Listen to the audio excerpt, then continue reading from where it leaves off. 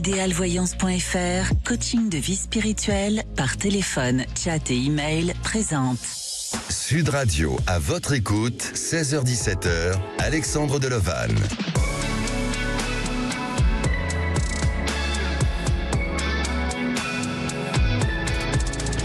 Bonjour à tous, je suis ravi de vous retrouver durant cette heure pour ce moment d'écoute. Un numéro d'appel, c'est le 0826 300 300. Alors j'espère que vous passez une belle journée, en tous les cas très ensoleillée. Mardi, nous avons eu de jolis témoignages, notamment celui de Nadine. Nadine nous a parlé du retour de son premier amour après 45 ans d'absence, et elle est restée longtemps dans cette nostalgie. Mais d'où peut provenir la nostalgie du premier amour? Et même si nous vivons tous des expériences différentes, mais le temps ne semble pas pourtant effacer le souvenir. Alors la nostalgie du premier amour, c'est notre présent intérieur, c'est une expérience sans repère et sans comparaison. On l'associe souvent au romantisme, mais aussi à l'amour sans concession. Et vous vous rappelez de votre premier amour? Avez-vous eu la nostalgie de ce premier regard, de ce premier échange? Et même si souvent, quand cet amour prend fin, le chagrin devient insurmontable et puis s'efface et laisse place à la nostalgie. Mais les expériences de la vie et notre maturité nous dirigent vers la transformation du souvenir. À 16h30, nous retrouverons Vérone Garnier, formatrice dans les arts divinatoires et coach divinatoire. Elle nous donnera l'interprétation de la carte du jour et sa vibration pour nous tous, ainsi que de son influence actuelle. À présent, vous pouvez appeler le 0826 300 300. Vous pouvez aussi échanger, partager vos avis dans le groupe À votre écoute sur Facebook. Et aujourd'hui, à la réalisation de l'émission, c'est Bastien, au standard Aude et Jordan. Sud Radio, à votre écoute, Alexandre Delevanne. Et si on écoutait Pascal? Bonjour Pascal. Bonjour Alexandre. Bienvenue sur Sud Radio. Merci à vous. Merci. Alors j'en profite Pascal, parce qu'on parle de la nostalgie du premier amour. Est-ce que vous avez un souvenir de votre premier amour, ou est-ce que vous avez été nostalgique? Oui, mon premier amour, bon, très très jeune, hein, je pense que je vais avoir 5-6 ans, ça je me rappelle toujours, même du nom et du prénom, mais bon, c'était platonique et ça n'a pas duré très très longtemps, hein. Mais bon, c'était quelque chose qui m'a marqué. Et oui. Vous aviez 5-6 ans? Oui, à peu près, oui, petit, voilà, vraiment, j'étais amoureux vraiment d'une fille, mais c'était, voilà, très platonique, mais bon, voilà, je l'ai aimé. Mais c'est normal, à cet âge-là, je pense que on est dans cette, je dirais, dans cette sensation-là, dans ce sentiment, mais effectivement, on en garde souvent des souvenirs. Oui. Alors, justement, Pascal, là, on change un petit peu de sujet, puisque vous avez grandi, hein, depuis toutes ces années, et ça fait 7 ans et demi que vous élevez votre fille seule, puisque vous êtes séparé de sa maman, et vous en êtes séparé à ses 2 ans et demi, enfin en tous les cas quand votre fille avait cet âge-là, et vous avez réussi à obtenir une garde exclusive. Alors j'imagine que vous êtes passé par une période difficile, mais pourriez-vous nous expliquer pour quelles raisons vous avez pu déjà obtenir cette garde exclusive, et aujourd'hui quelle est la fragilité, la difficulté dans laquelle vous êtes? Racontez-nous Pascal. Alors bon, c'est un peu particulier, hein. C'est par rapport une paranoïa de sa mère, qui est entrée dans une paranoïa et qui a voulu donc attenter à la vie de notre fille. Ah. Voilà. Et donc voilà. Donc oui, un sujet très délicat et très difficile. Voilà, oui, et très compliqué, mais voilà. Et donc, c'est pour ça que forcément, on n'a plus la garde du tout, et plus du tout de l'avoir, puisque elle est considérée comme un assassin, quoi. D'accord. Est-ce qu'au niveau de la justice, ça a été très rapide, cette décision? Ça a été, oui, il y a eu un premier appel, deuxième appel, et après, donc, c'est confirmé. Et puis, donc, voilà, ça a duré quand même plusieurs années. Et maintenant, ce volet est réglé.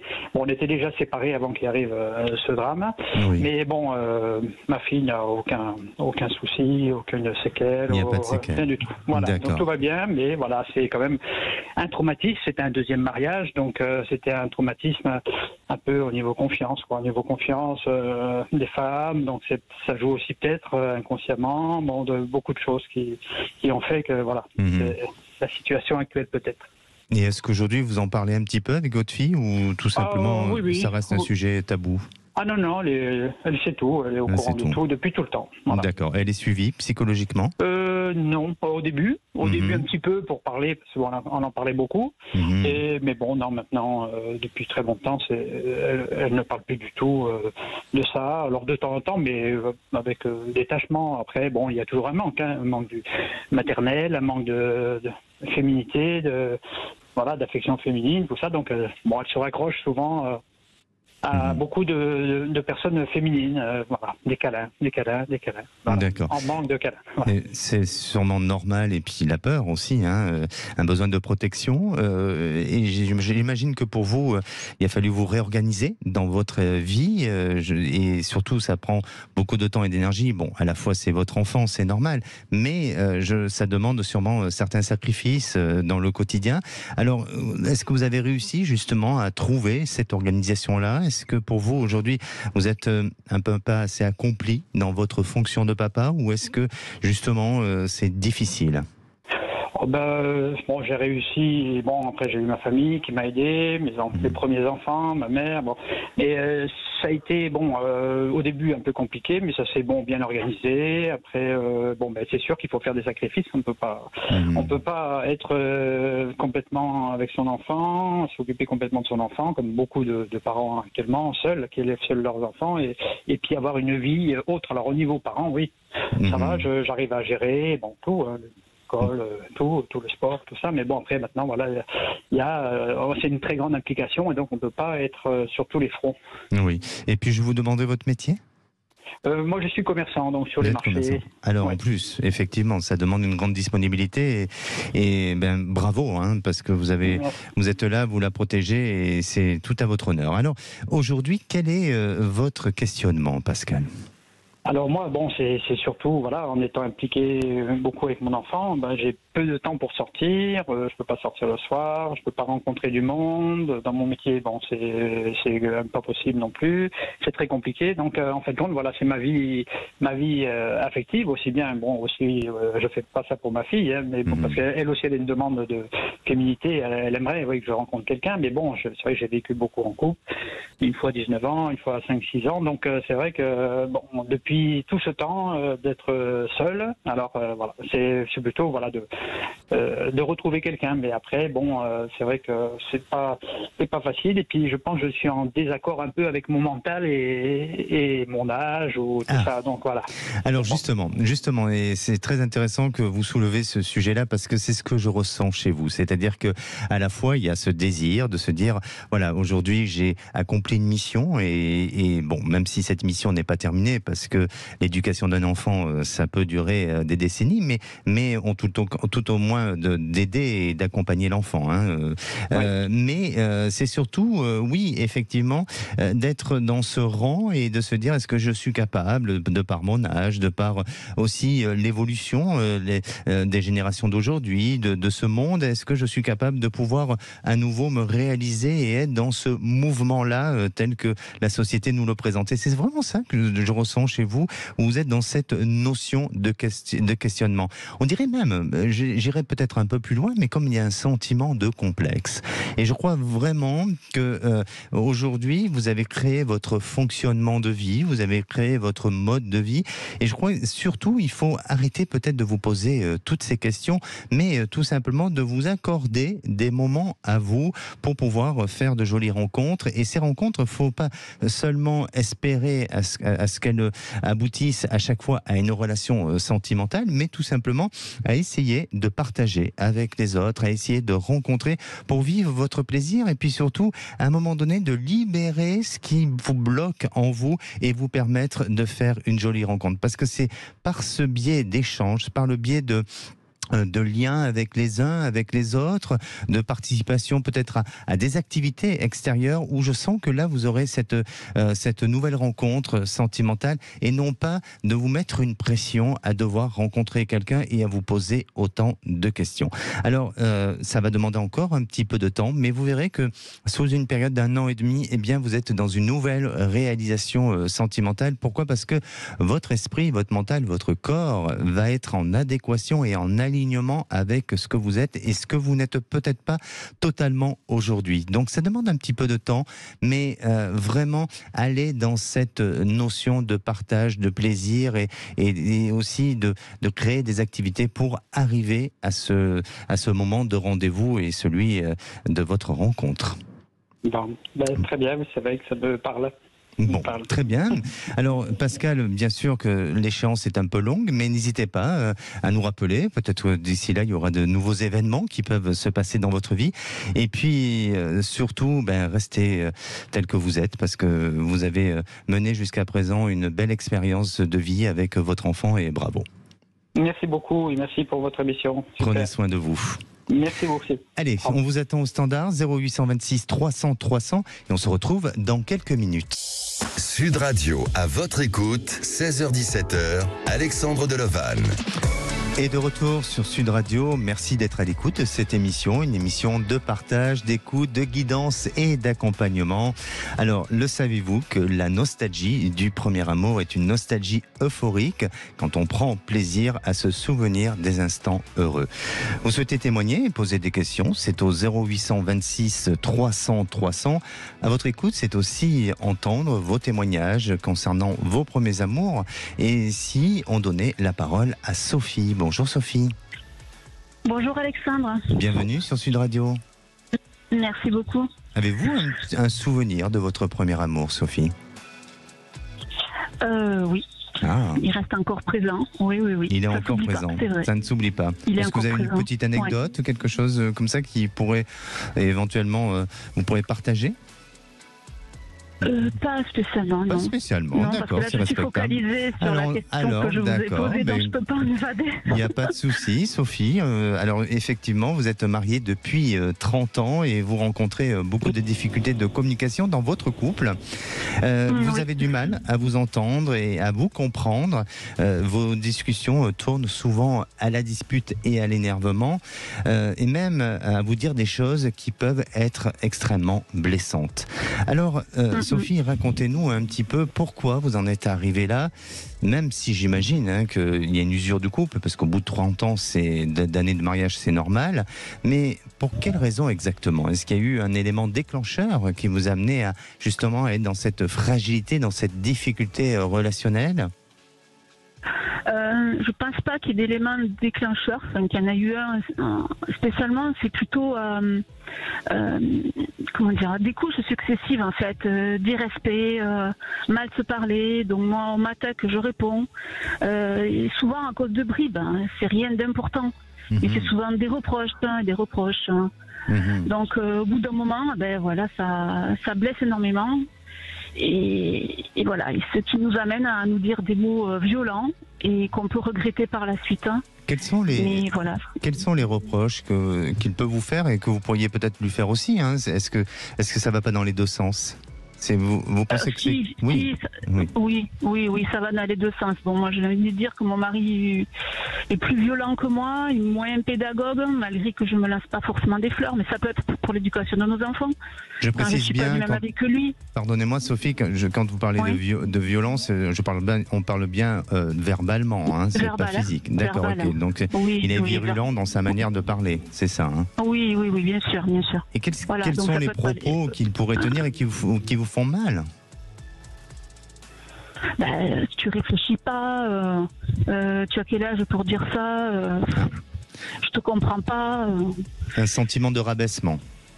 Ouais, voilà, d'infériorité, du coup découle le manque de confiance et surtout dévalorisation, il manque d'entrain après pour le reste de la journée, pour le travail, pour tout. Bien sûr. Alors, Sophie, est-ce que cette histoire, elle dure, ce problème que vous avez entre vous et d'harmonie et d'équilibre de couple, ça dure depuis combien de temps ? C'est récurrent.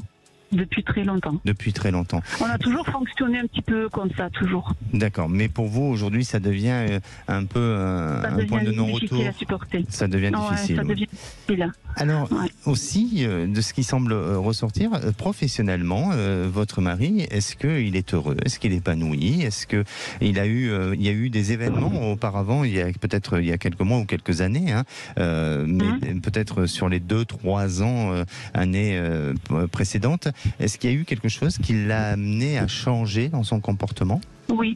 Dans son comportement, pas spécialement. Changer de travail, oui. Violemment, oui. Oui. Mais c'était toujours, il était toujours assez agacé, stressé et assez rebelle dans son parler.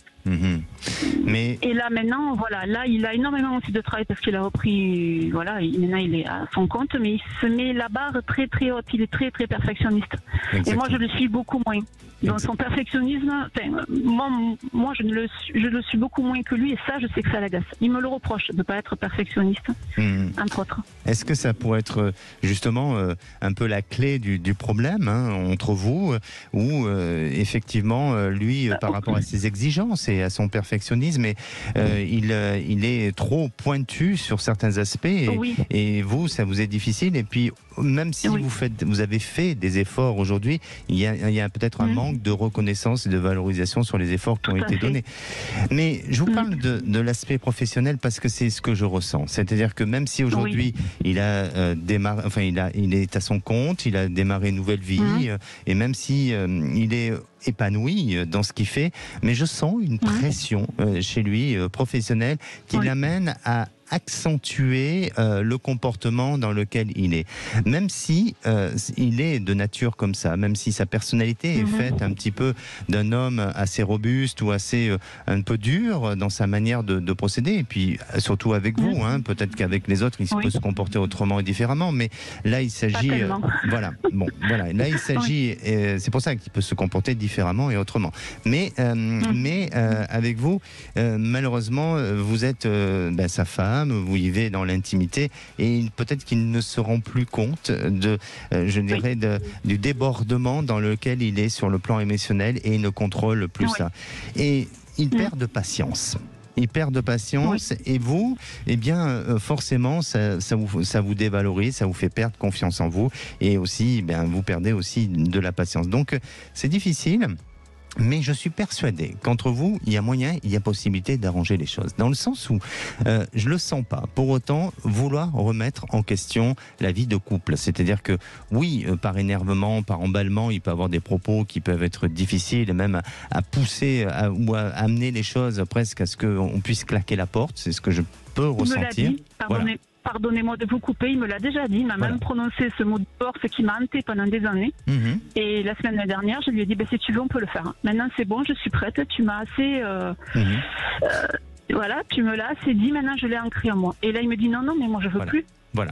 Exactement. Il me dit mais mes mots ont dépassé mes pensées, oui, mais moi maintenant voilà quoi, c'est difficile pour moi maintenant d'accepter de rester avec lui. Je comprends, et cet homme est en panique, c'est-à-dire que cet homme n'arrive plus à contrôler sa gestion émotionnelle, et il est dans un dépassement qui malheureusement l'amène à dire des choses sur lesquelles il n'est pas dans ce raisonnement conscient, vous voyez. Et je crois que c'est très dur d'entendre ce genre de propos, et puis pour vous, c'est dur aussi de vous retrouver face à une réalité. Et puis après, le lendemain, tout passe au vert et tout revient à l'équilibre. Donc c'est très difficile. Mais je crois vraiment que votre histoire, et aujourd'hui, lui, n'a pas la volonté de vouloir se séparer de vous ou d'aller vers un divorce. Et je sens que vous, par contre, vous êtes plus à réfléchir sur un autre avenir, parce qu'il y a un manque d'épanouissement, et vous manquez d'être un petit peu heureuse aujourd'hui. Mais le bonheur, mais le bonheur n'appartient pas, ou on détient pas le bonheur uniquement au travers des autres.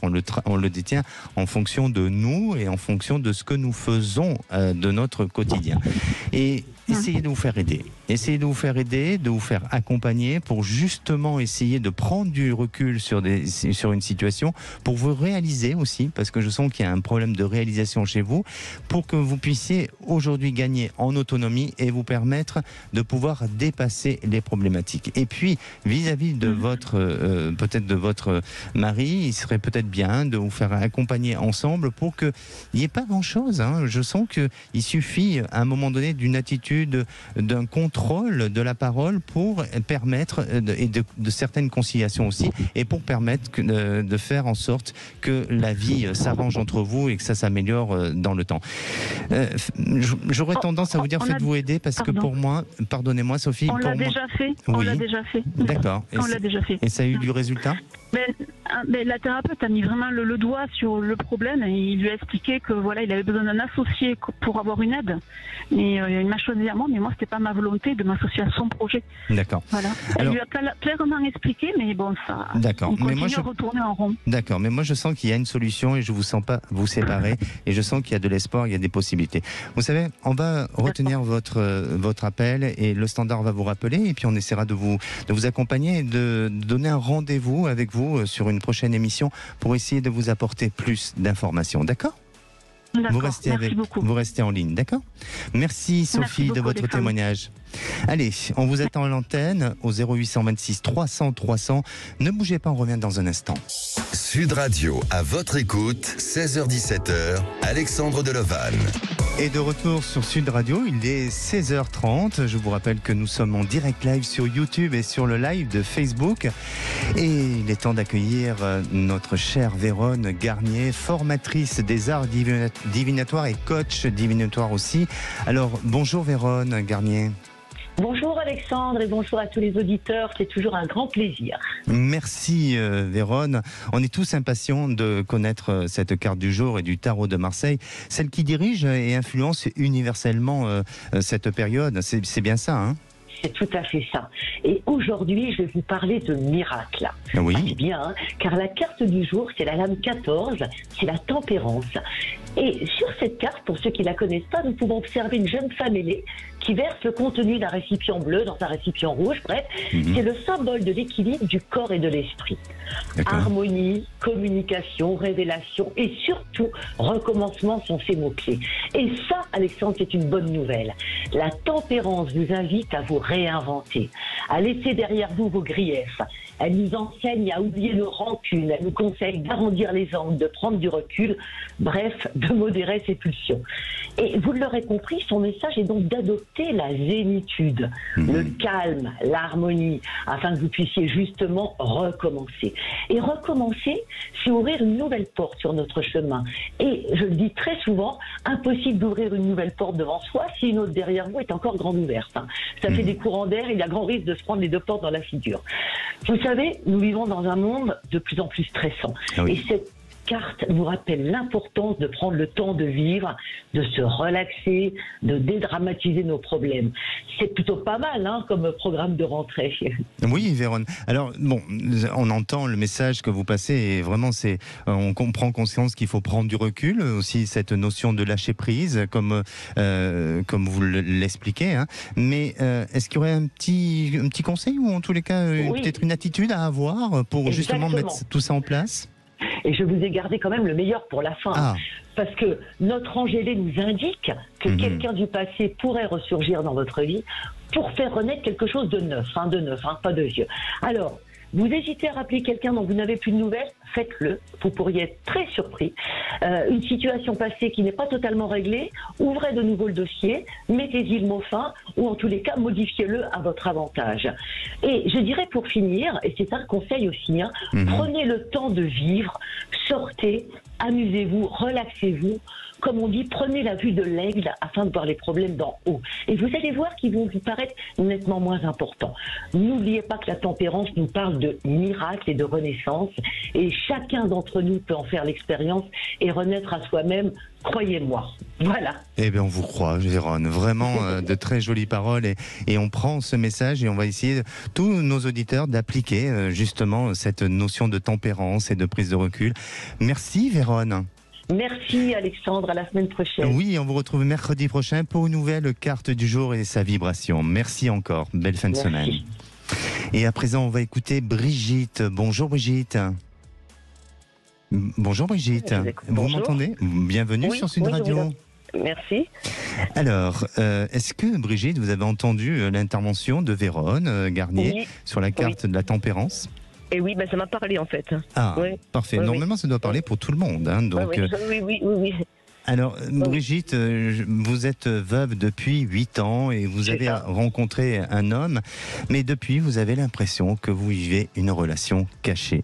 Brigitte, racontez-nous comment vous avez rencontré cet homme et pour quelles raisons vous avez ce sentiment d'une relation cachée. En fait, j'ai connu cette personne, j'étais partie à un pique-nique en fait réunionnais avec une amie, donc je l'avais vu en fait sur ce pique-nique-là, et après, 2 ans après, donc je l'ai retrouvé donc chez cette personne, la même personne, et donc là on a commencé à discuter, on s'est échangé des téléphones et on s'est revus en fait. Mais depuis, quand on se voit plutôt chez moi ou chez lui. Et quand on se voit en dehors de la maison, souvent même s'il a ses amis, déjà, si j'arrive après lui, il me fait la bise et il me présente pas comme comme son ami en fait. Il me présente comme une copine. Enfin, voilà, c'est étrange en fait.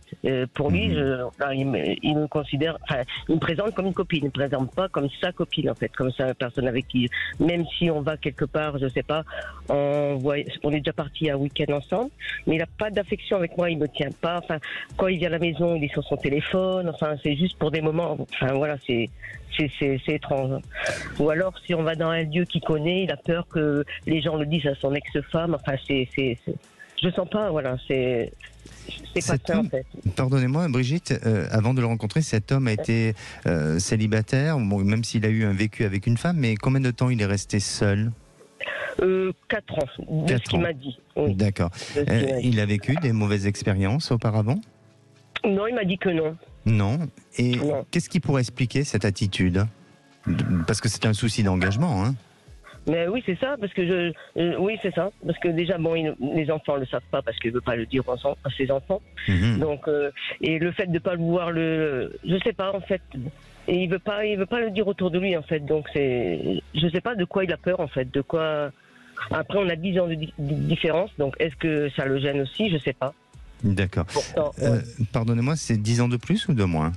Il a 10 ans de moins que moi. De moins que vous. Donc, on ne peut pas dire que c'est un problème de génération ou d'éducation, peut-être. Non.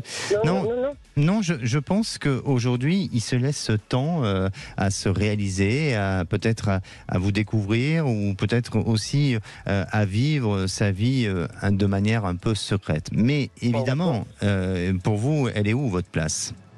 Oui, c'est ça la question. C'est à quel moment je peux pouvoir exister au travers de cette relation si, au vu de la société, il joue un rôle un peu d'un homme très indifférent ou très...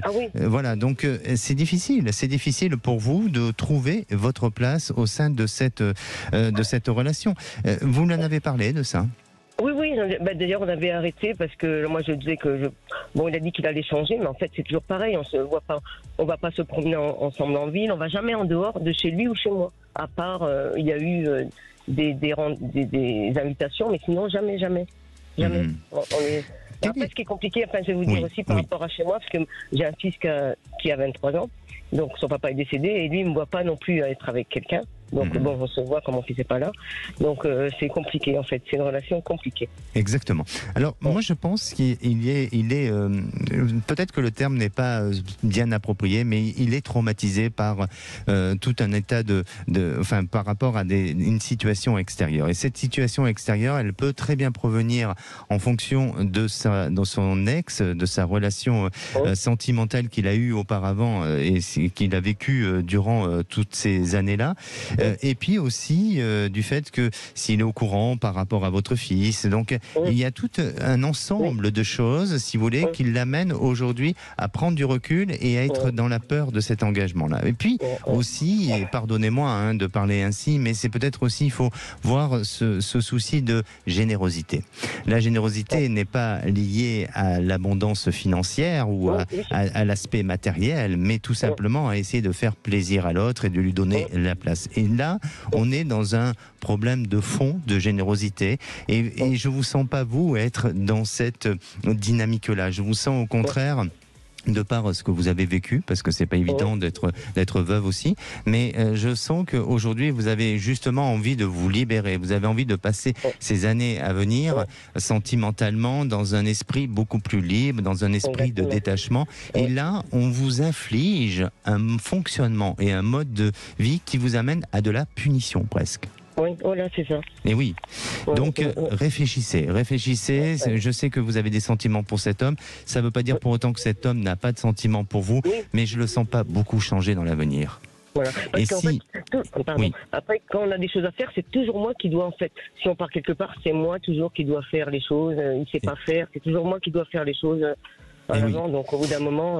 Et c'est pour ça, et même s'il est amené à faire quelques efforts comme il a essayé de faire, mais les efforts ne seront pas suffisants et ne permettront pas de se dire je suis heureuse et je manque de rien et je suis complètement épanouie.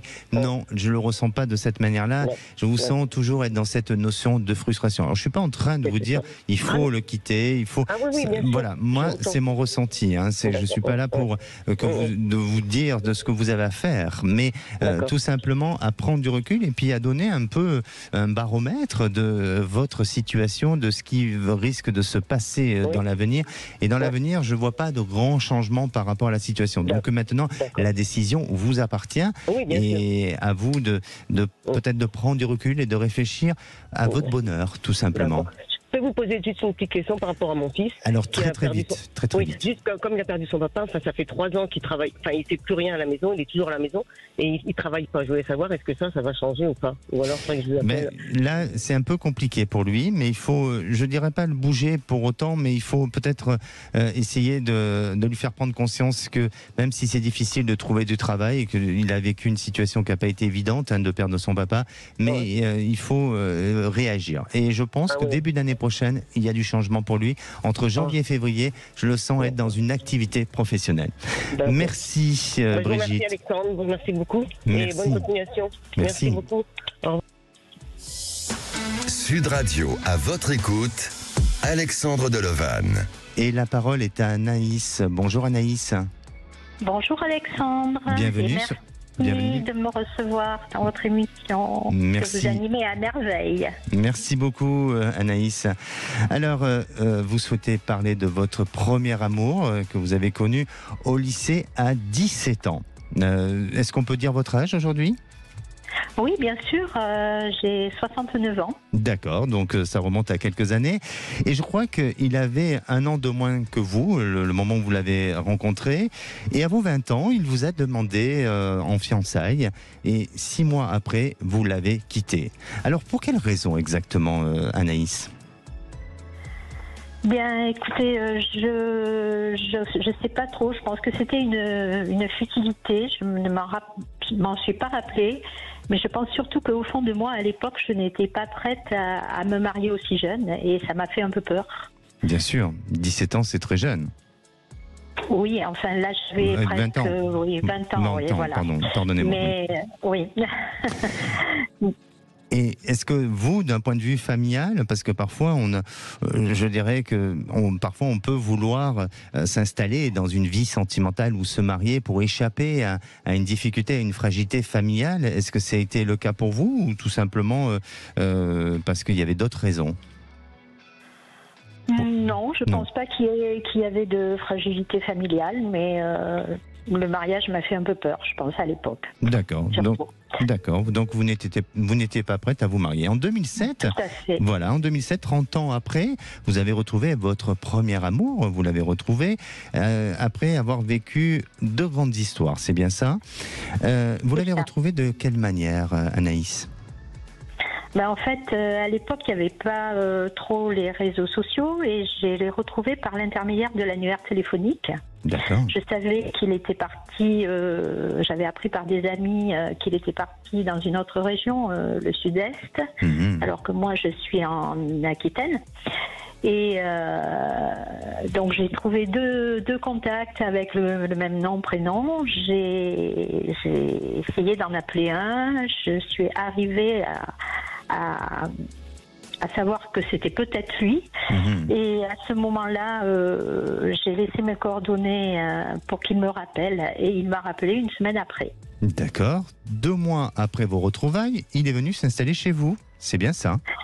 C'est ça, il m'a dit que si j'étais d'accord, il pouvait passer me voir. Donc il est d'abord passé me voir et 2 mois après, enfin on s'est retrouvés pendant 2 ou 3 jours et 2 mois après, il est venu s'installer chez moi. Et oui, Voilà. et la magnifique aventure continue, puisqu'en 2008, vous vous êtes mariés. Alors, je crois que Tout vous à avez... fait. Oui, et justement, vous avez une anecdote de ce que j'ai retenu par le Standard sur cette histoire de la bague. Qu'est-ce qui s'est passé exactement? En fait, quand il est revenu, il est allé voir ma maman parce qu'il était très proche de mes parents. Bon, je n'avais plus que ma maman, donc il est allé la voir et ma maman avait gardé dans son tiroir de table de nuit ma bague de fiançailles, ce que je ne savais pas. Et donc elle lui avait redonné et il est arrivé au mariage avec la bague de fiançailles en plus. Ah oui, d'accord.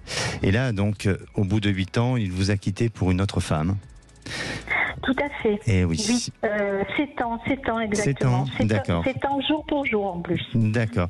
Donc là, vous avez été surprise parce que vous êtes aperçue du personnage. Et que puis-je pour vous aujourd'hui, Anaïs?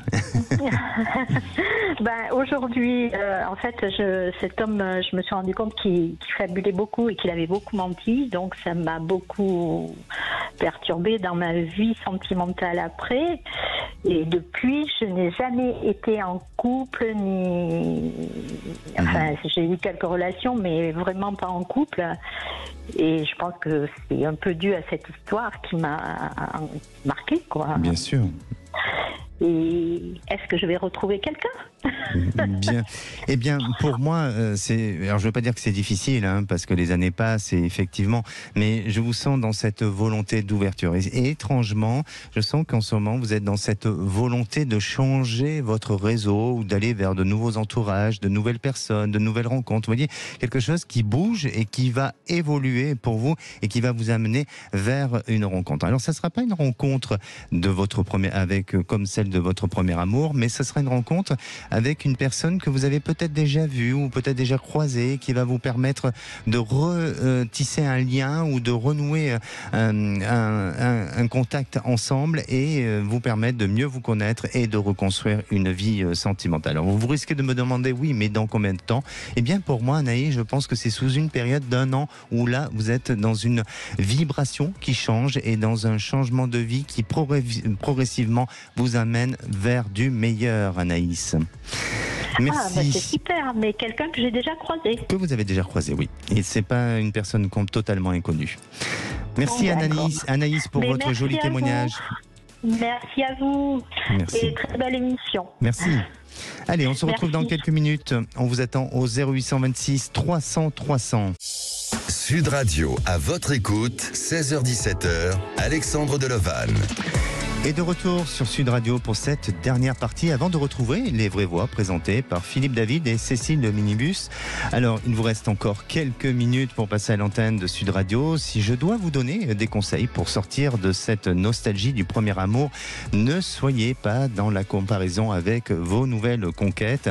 Prenez du recul, ne regardez pas que le côté positif de cette ancienne histoire, mais réfléchissez sur ce que vous avez appris de cette relation pour en construire une meilleure à l'avenir. Apprenez sur votre capacité à aimer et réfléchissez aussi à vos objectifs dans la vie et travaillez sur votre propre épanouissement personnel, mais pas en fonction de vos émotions du passé.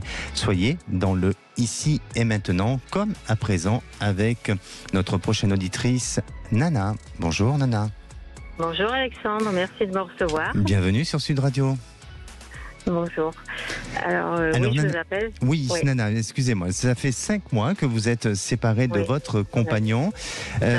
Voilà, vous vous êtes séparée à cause d'une incompatibilité d'humeur et d'un manque de dialogue, à tel point que ça s'est terminé par un clash et même sans solution.